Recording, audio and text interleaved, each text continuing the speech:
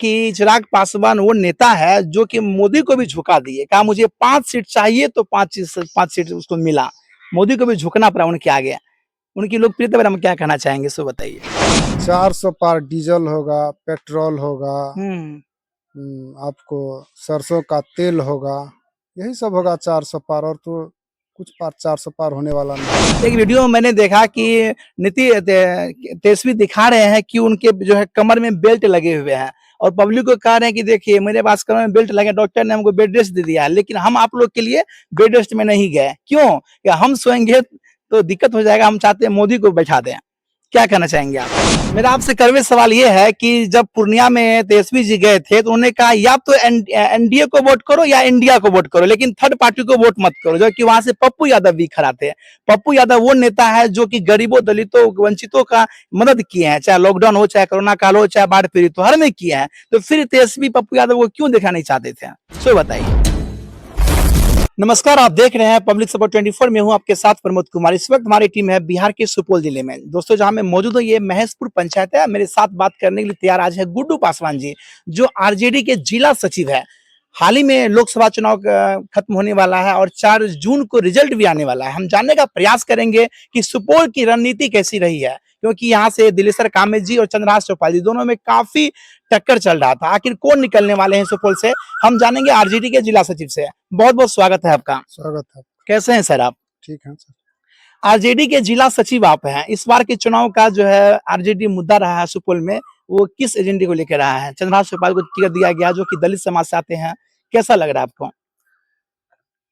एक तो दलित समाज से यहाँ पे जनरल सीट पे कोई किसी को नहीं आने देता। लालू जी तो इतना हम लोगों के लिए किए हैं कि एक दलित के बेटा को इस मैदान में उतारे हैं और हम लोग बड़ी खुशी से उसका मदद किए हैं और वो चुनाव जीत रहे हैं। चुनाव जीत रहे हैं जी। क्योंकि लोगों का कहना ये था कि बीजेपी के जो दिलेश्वर कामेत उम्मीदवार हैं, खड़े हैं, वो चुनाव जीत कर जाते हैं तो आते नहीं है। लेकिन जब हम लोगों ने दिलेश्वर कामेत से पूछा तो उन्होंने कहा कि हमने जो लोकसभा में आवाज उठाए हैं वो लोकसभा में आज तक कोई आवाज नहीं उठाया है, क्योंकि टक्कर तो काफी है। क्या लगता है कितने मतों से जीतने वाले हैं चंद्रहास चौपाल?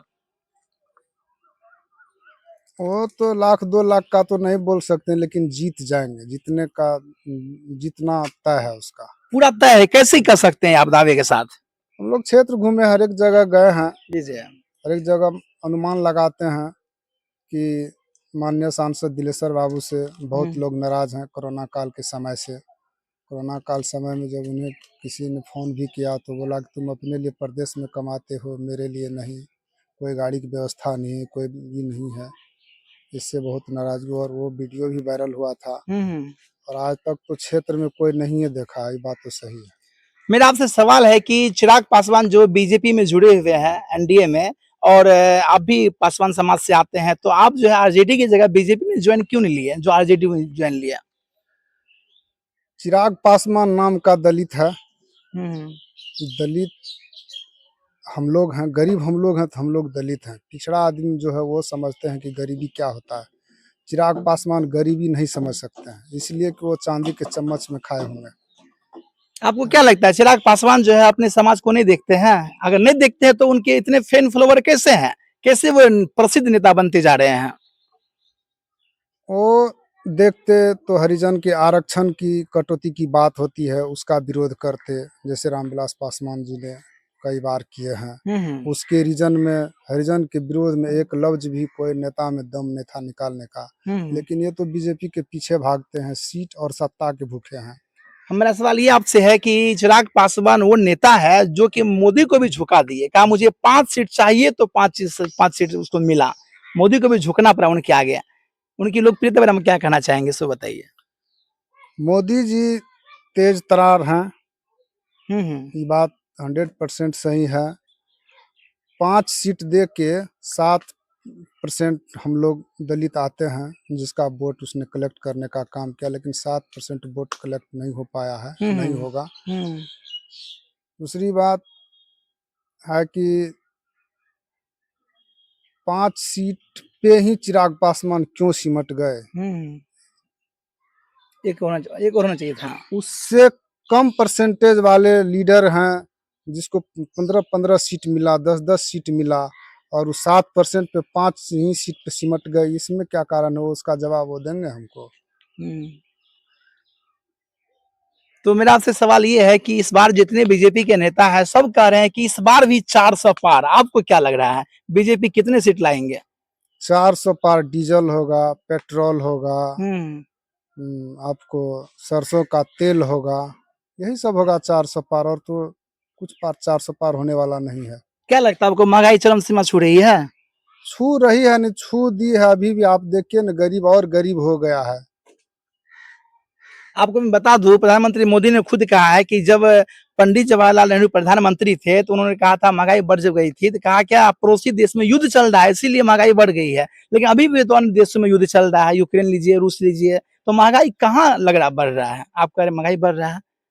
बहुत काफी महंगाई बढ़ रहा है। 10 साल पहले डीजल पेट्रोल 57-67 का था, अभी 100 105 8 में मिलता है। सरसों का तेल 200 तक चला गया, 140-50 का अभी भी मिलता है।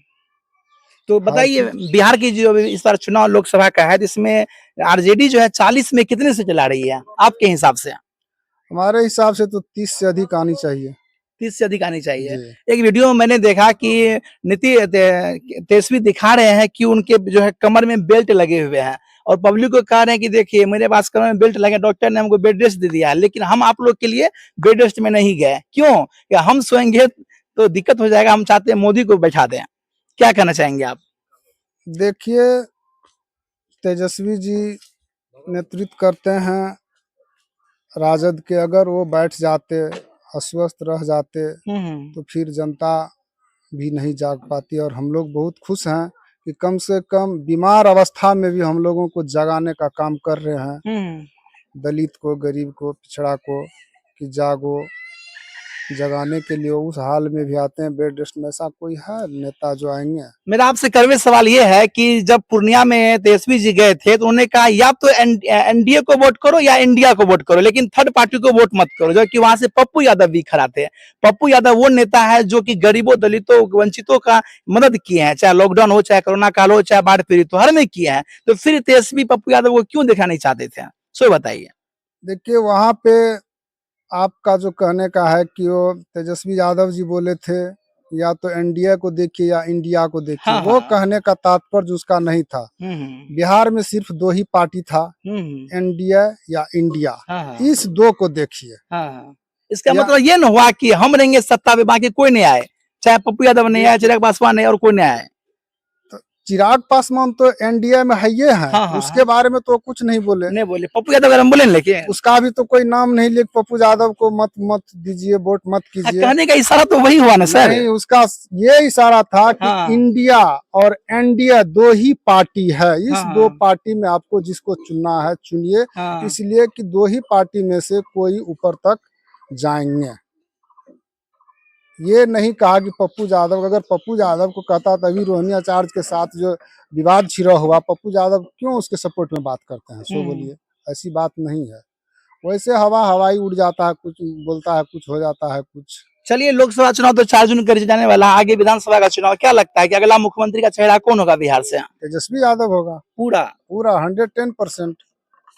जिस तरह से लालू जी सत्ता संभाल रहे थे और गरीबों, दलितों, वंचितों की मदद कर रहे थे, हर तबके पे सहायता कर रहे थे, क्या ऐसे उनका बेटा कर रहा है? उससे अच्छा से करेंगे हम्म। और कर रहे हैं। जब तक करें तो बेरोजगारी इतना खत्म।